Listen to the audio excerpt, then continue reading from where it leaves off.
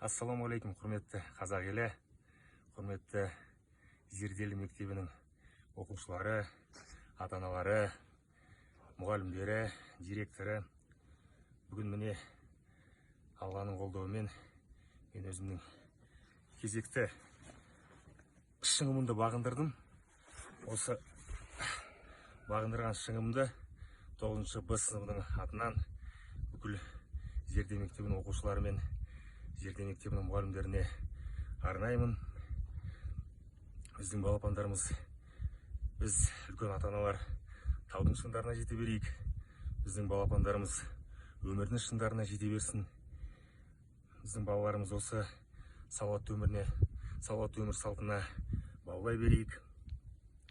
Балапандарымызға бір нәрсені нықтап үйретейік. Біз бағындыра алмайтын шыңдар жоқ.